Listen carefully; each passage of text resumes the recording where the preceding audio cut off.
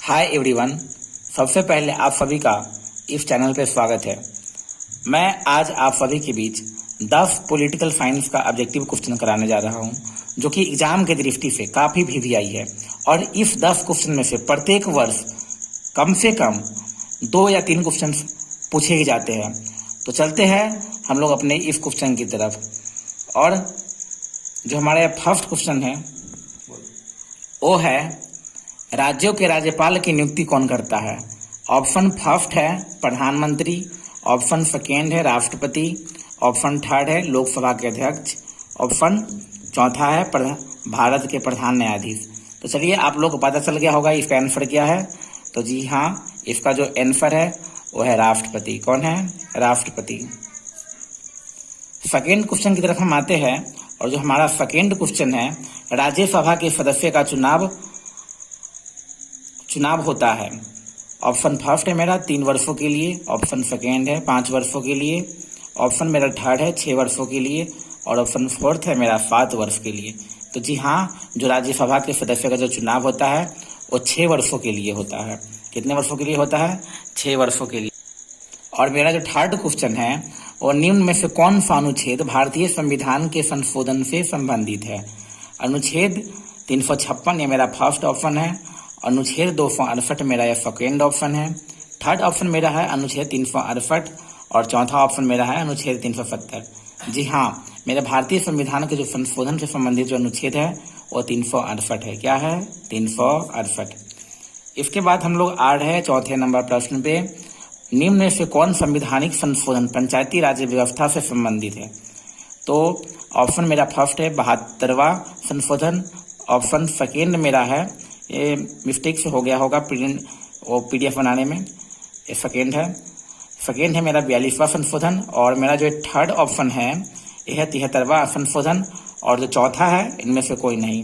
तो जी हाँ, जो हमारा पंचायती राज व्यवस्था से जो संबंधित संशोधन है वो है मेरा 73वां संशोधन। कौन सा संशोधन है? 73वां संशोधन। अब हम आते हैं 5वें नंबर क्वेश्चन की तरफ। संसद की संयुक्त बैठक की अध्यक्षता कौन करता है? तो इसका फर्स्ट ऑप्शन है राष्ट्रपति, सेकेंड है राज्यसभा के सभापति, थर्ड है प्रधानमंत्री, और चौथा है लोकसभा के अध्यक्ष। जी हाँ, जो हमारा संसद की संयुक्त बैठक की जो अध्यक्षता करते हैं वो लोकसभा के अध्यक्ष करते हैं। तो इसका ऑप्शन कौन हो जाएगा? फोर्थ नंबर हो जाएगा। अब हम 6 नंबर प्रश्न की तरफ आते हैं और देखेंगे हम अपना 6 नंबर जो प्रश्न है वो क्या है। राज्य कार्यकारिणी के वास्तविक प्रधान कौन होते हैं? तो जो हमारे फर्स्ट ऑप्शन क्या है, मेरा जो फर्स्ट ऑप्शन है राज्यपाल, सेकेंड जो ऑप्शन है मेरा उच्च न्यायालय के प्रधान न्यायाधीश, और जो हमारा थर्ड ऑप्शन है वो मुख्यमंत्री है, और जो चौथा ऑप्शन है इनमें से कोई नहीं। जी हाँ, राज्य कार्यकारिणी के जो वास्तविक प्रधान होते हैं वो मुख्यमंत्री जी ही होते हैं। तो हमारा ऑप्शन कौन सा हो जाएगा? थर्ड हो जाएगा। अब हम आते हैं 7वें नंबर प्रश्न के पास और देखेंगे प्रश्न क्या है। केंद्रीय मंत्रिपरिषद की बैठक की अध्यक्षता कौन करता है? तो ऑप्शन फर्स्ट है प्रधानमंत्री, सेकेंड राष्ट्रपति, थर्ड गृह मंत्री, चौथा लोकसभा के अध्यक्ष। तो जी हाँ, केंद्रीय मंत्रिपरिषद की जो बैठक करते हैं वो प्रधानमंत्री जी ही करते हैं। हमारा प्रश्न संख्या 8 है, केंद्रीय सूची में कितने विषय शामिल है? ऑप्शन फर्स्ट है 97, सेकेंड 98, थर्ड 67, चौथा 107। जो ये ऑप्शन दिया गया है 97, 98, 67, 107, इसमें से कोई ऑप्शन सही नहीं है। जो हमारा वर्तमान में जो केंद्रीय सूची में जो विषय शामिल है वो 61 है। कितने हैं? 61। बट जिस समय हमारा संविधान लागू हुआ था उस समय केंद्रीय सूची में कुल 66 विषय शामिल थे। ठीक ना? तो इस क्वेश्चन ऑप्शन जब गलत आ जाते हैं एग्जाम में तो घबराने की बात नहीं है, आपको उसका नंबर एक्स्ट्रा मिलेगा।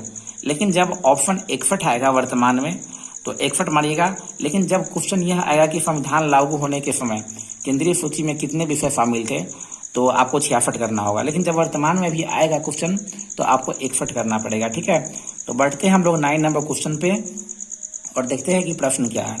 निम्न में से कौन केंद्रीय मंत्रिपरिषद के विरुद्ध अविश्वास प्रस्ताव पास कर सकता है? पहला ऑप्शन है लोकसभा, दूसरा ऑप्शन है मेरा विधानसभा, थर्ड ऑप्शन है राज्यसभा, और चौथा है उपरोक्त में से सभी।